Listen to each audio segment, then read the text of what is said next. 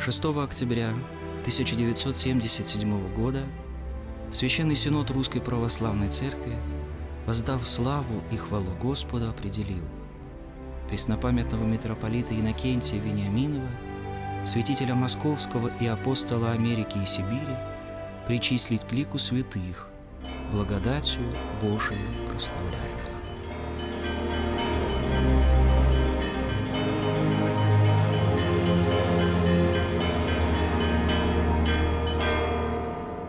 Прости, примше божественных, святых, пречистых, бессмертных, небесных и животворящих. Святые останки мощи святителя Иннокентия были обретены в 1994 году и помещены в Успенском соборе. Отныне всякие приезжающие в Троице-Сергиеву лавру имеют возможность поклониться им.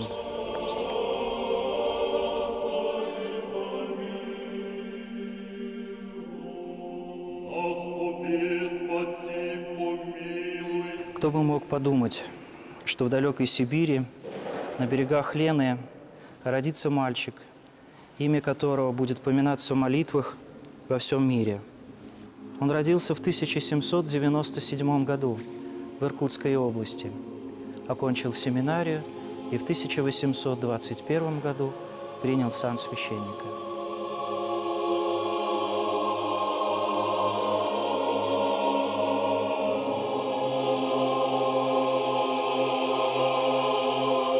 С 1823 года началось миссионерское служение будущего апостола Америки и Сибири. 45 лет отдал святитель Иннокентий делу просвещения народов Камчатки, Алеутских островов, Северной Америки, Хабаровского края и Якутии, совершая свой просветительский подвиг в суровых условиях с большими опасностями для жизни. Вышел из гущи народа, от талантливого, трудолюбивого русского народа, русского человека.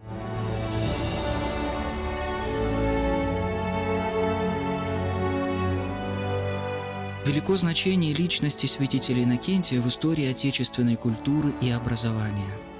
Обозначив миссионерское служение делом своей жизни, он, еще будучи священником, накопил значительный материал, получивший логическое завершение в научных трудах этнографического, лингвистического, исторического и иного характера. Его труды по географии и языкознанию получили мировую признательность. Наука в Якутии занимает одно из лидирующих мест вообще во всей Российской Федерации. Основы вот того уровня, интеллектуального уровня, того уровня научного, который у нас есть в республике, они, конечно, были заложены в тот период, когда работал святитель Иннокентий. Это был разносторонний человек, который в своей пасторской и архипасторской деятельности уделял большое значение привитию не только основ православия, но и вместе с этим основ культуры. Одно из лучших произведений святителя Иннокентия «Указание пути в Царство Небесное» переведено на разные языки народов Севера и выдержало более 40 изданий. Неоценимый вклад внес святитель в жизнь будущих поколений Якутии. Ведь именно благодаря ему народ Саха не только услышал Слово Божие, но обрел письменность родного языка. Его труды способствовали тому, что сегодня земля Аланхо последовательно развивается. 7 лет, с 1853 по 1860 год, святитель Иннокентий прожил в Якутске, просвещая северные народы своим жертвенным служением. Он старался сделать все для того, чтобы состоялась встреча человека с Богом. В каждом он видел образ и подобие Божие и делал все для того, чтобы состоялась встреча человека с его Творцом. И паства с любовью принимала свидетельство святителя Иннокентия, потому что основано было оно не только на словах, но на всей его жизни. В письме митрополиту Московскому Филарету Дроздову святитель Иннокентий писал: Усердием якутов ко мне, можно сказать, пламенным желанием, Видеть меня для того, чтобы принять благословение через меня, я чрезвычайно утешался. Доказательством первому служит то, что они задолго из неблизких мест собирались на те станции, где я должен был останавливаться для перемены лошадей. И именно для того, чтобы принять мое благословение, и приняв онное, крестились и благодарили Бога за то. В 60-е годы в заречных улусах была засуха. Был большой падеж скота. И жители семьи улусов просили у него совершить молебен в местности Тюнгюлю с тем, чтобы пошли дожди. После этого молебна пошли обильные дожди, очень хороший травостой, и они, якуты, благодарствовали. Эти письма сохранились в архиве о том, что он спас от голодной смерти их.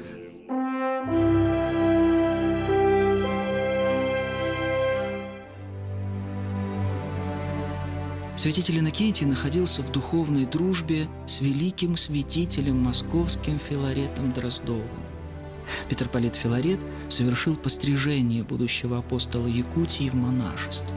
Понятное дело, то, что их разделяло огромное расстояние, множество верст, тысячи верст. Но у них завязалась дружба через переписку. В своих переписках они размышляли о переводе Священного Писания на русский язык, об устройстве миссии на Дальнем Востоке. Владыка Иннокентий просил помочь, если не деньгами, то хотя бы облачениями или обычной одеждой для духовенства, для новообращенных, крещенных людей. Особенно в этом помогал митрополит Филарет Дроздов. Все деятели, все специалисты, которые обращаются к ее имени, всегда подчеркивают его простоту, его доброе человеческое качество. У нее не было никаких предвзятых представлений о том, кто такой алеут, индеец, чукча или там якут, эвен и так далее. Его просто интересовал человек. В этом смысле это был редкий человек. Причем в большинстве случаев он говорил на их языке, общался на их языке.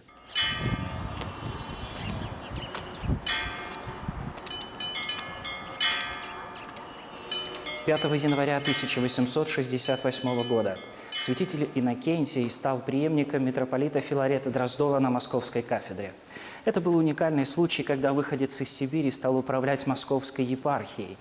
Но до этого еще далеко. –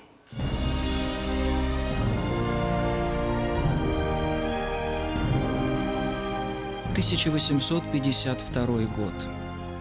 Якутская область вошла в Камчатскую епархию, которую возглавлял в то время архиепископ Иннокентий.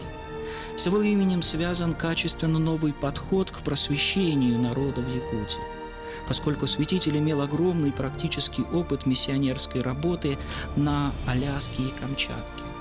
Вскоре он перебрался жить в центр Якутской области, в город Якутск. Здесь, на территории Спасского монастыря, святителю Иннокентию были приготовлены помещения для жительства, которые он нашел очень хорошими. «Тепло и сухо», пишет он. Видно, если бы была просто крыша над головой, это были бы хорошие помещения, а если тепло и сухо, значит, очень хорошие. В своих воспоминаниях протоиерей Афанасий Виноградов писал: Отличительной чертой в характере Иннокентия была его неустанная деятельность, доходившая, можно сказать, до страсти к труду. Для него жить значило трудиться. Труд умственный у него сменялся трудом физическим. Привлекая местных умельцев, святитель построил в Якутской области более 20 храмов. Он благоустраивал приходы, открывал церковно-приходские школы по улусам. Находясь в Якутии, святитель Иннокентий был всецело поглощен просвещением веренной ему паствы. Объезжая всю свою огромную епархию, он убеждался в том, что народ Саха сознательно усвоить христианские истины может только на родном им наречии. Родившись на Лене, святитель с детства общался с якутами, поэтому очень хорошо знал их быт, культуру и обычаи. Святитель Иннокентий Саха народун инке кескилин өте көрөр болан. Тылы чуйдык билер миссионер агабыты Дмитрий Хитрову алпабыты уанна кылгас грамматиканы оңраругар алгабыта. Онтон эме бет сотор кем болан баран святитель көғіләхіннен ытык суруюлары, уанна таңыра сулуспатын кенегелерин тылбастыр комитеттерилли бите. Свидетелем переводческих трудов комитета стал известный русский писатель Иван Александрович Гончаров. В книге «Фрегат Паллада» он писал: «Я случайно был в комитете, который собирается в тишине архипасторской кельи, занимаясь переводом Евангелия. Все духовные лица здесь знают якутский язык. Перевод уже в черни окончен. Когда я был в комитете, там занимались окончательным пересмотром Евангелия от Матфея. Встречались греческий, славянский и русский тексты с переводом на якутский язык. Каждое слово и выражение строго взвешивалось и поверялось всеми членами. Один из миссионеров, священник Хитров, занимается, между прочим, составлением грамматики якутского языка для руководства при обучении якутов грамоте». Иннокентий Вениаминович Хитровка жахал берер.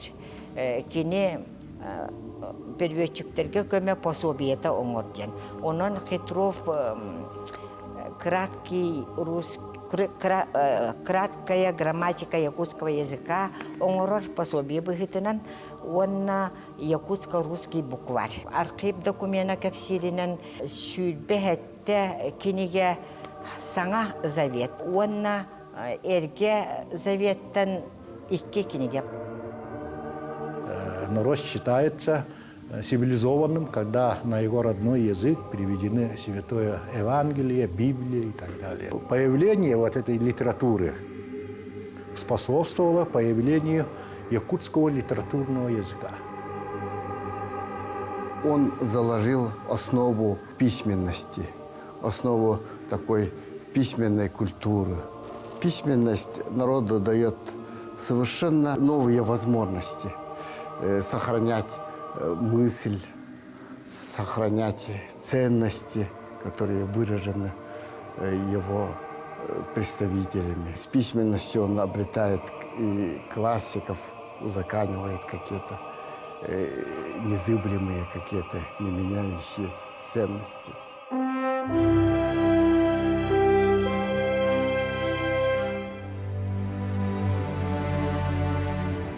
В 1855 году по ходатайству святителя Иннокентия вышло постановление Святейшего Синода с разрешением строительства особых часовен. В чем была их особенность?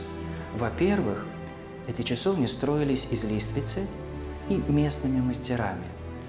Во-вторых, в часовнях, в этих маленьких храмах предусматривалось место для алтаря и для престола, благодаря которому можно было совершать и божественную литургию. Господу помолимся.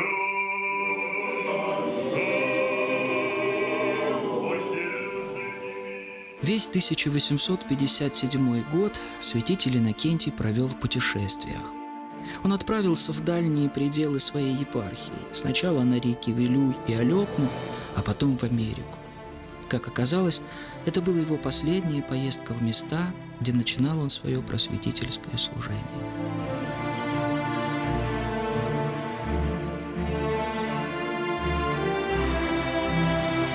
В июне 1857 года, возвратившись из Америки, святитель Иннокентий прибыл в Санкт-Петербург для участия в работе Святейшего Синода. 4 месяца провел камчатский архиерей в Санкт-Петербурге. За это время он уладил дело с напечатанием переводов на якутский язык, текстов Священного Писания и богослужебных книг, а его участие в заседаниях Священного Синода способствовало изданию высочайшего указа об учреждении самостоятельной якутской епархии.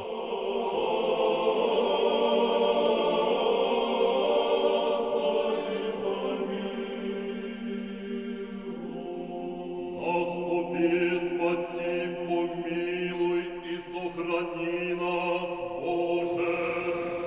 Себетей тангра, себетей кюстек, себетей ульбетуэлех, абараби гини, себетей тангра, себетей кюстек, себетей... В 1858 году в Якутске открывается духовная семинария. Благодаря его трудам, его стараниям с острова Ситка была переведена в Якутск духовная семинария, которую в свое время закончили очень многие представители одной из первых плеяд якутской интеллигенции. Множество наших известнейших ученых, впоследствии деятелей культуры, они получили фактическую путевку благодаря тому, что закончили Якутскую духовную семинарию, которую основал святитель Иннокентий. Студентами семинарии в разное время были участник русско-японской войны, судовой священник корабля «Рюрик» и романах Алексей Конешников, известный историк Якутии, выпускник Казанской духовной академии Попов, первый историк литературы, критик Леонтьев, член комитета по переводу богослужебных книг Хлопков, государственный деятель Винокуров, один из первых композиторов Якутии, хоровой дирижер, фольклорист Скрябин, исследователь якутской народной музыки, хормейстер Корнилов, автор летописи города Якутска Явловский, народные художники Носов, Попов, поэт Черных Якутский и многие другие, которых объединяло образование на основе неприходящих ценностей российской духовной школы.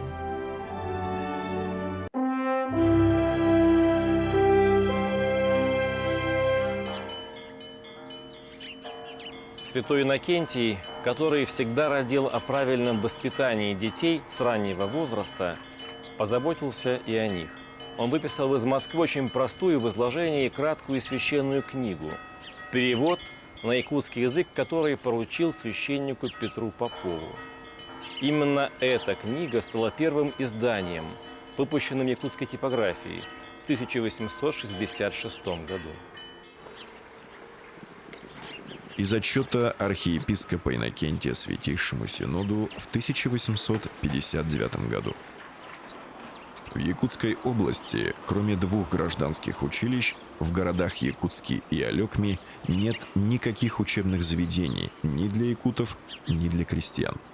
Но теперь имеем надежду, что и между якутами начинает развиваться грамотность с появлением на их языке книг печатных и призванием священников обучать детей, прихожан, грамоте.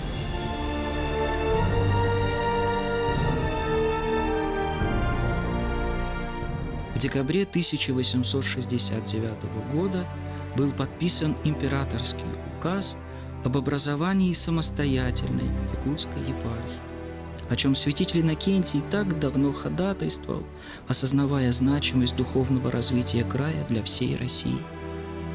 Благодаря христианству мы обрели такую духовную самостоятельность, духовный суверенитет. Об этом говорил еще Сорно Моллон. Я полностью присоединяюсь к нему.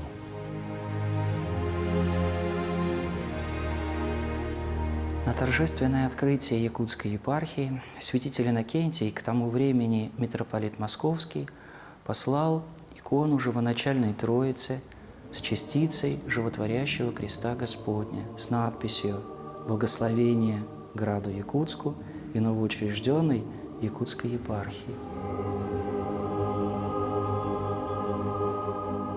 Совершение божественной литургии на якутском языке было давнешним желанием святителя Иннокентия.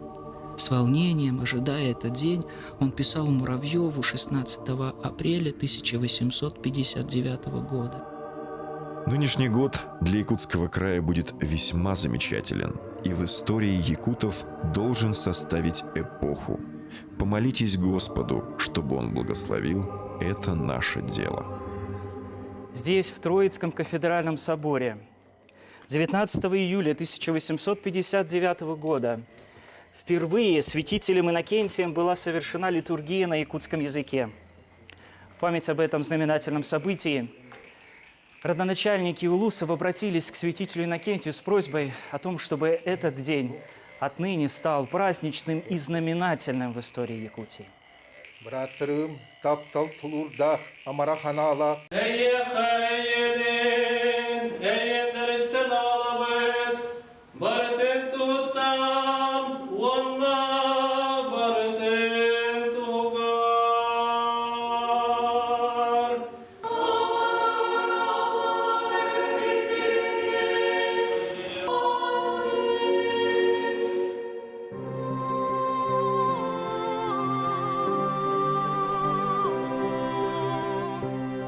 жители города Якутска были взволнованы этим событием, и тогда остановили, просили, чтобы этот день, каждый год праздновать. Вениаминов, идя навстречу этой просьбе заречных якутов, решил, чтобы во всех церковных учреждениях того времени служба велась именно на якутском языке. В этом есть документ. Патриотическое служение Отечеству, забота о духовной жизни, любовь к людям, трудолюбие, непоколебимая вера святителя Иннокентия оказали неоценимое влияние на развитие Якутии. Это фигура поистине великая, фигура легендарная, человек, который, можно сказать, основал нашу якутскую епархию и с 1852 года руководил всей огромной Камчатской епархией именно из нашего города. При нем у нас появились каменные уже здания наших церквей, при нем самое главное, Евангелие было переложено на якутский язык, и во многом благодаря ему якутский народ был воцерквлен. Очень огромная роль того, что сделал святитель Иннокентий, даже замечается многими современниками в том, что якуты 19 июля, день, когда первое богослужение прошло на якутском языке, святителем Иннокентием было проведено, отмечали до революции как свой национальный праздник. Свято-Троица Сергиева Лавра – знаковое и святое место России. Здесь навечно упокоился святитель Иннокентий, митрополит Московский, просветитель Сибири и Америки. Человек 45 лет, просвещавший светом Христовой истины северные просторы нашей Родины. По учению Церкви он причислен к лику святых, и там у престола Божия отныне молится за всех нас, за весь народ Божий, за Якутию. Мы верим в Его предстательство и обращаемся к Нему с доверительной и усердной молитвой. Святителю Отче Иннокентия, моли Бога за нас, моли Бога за Якутию.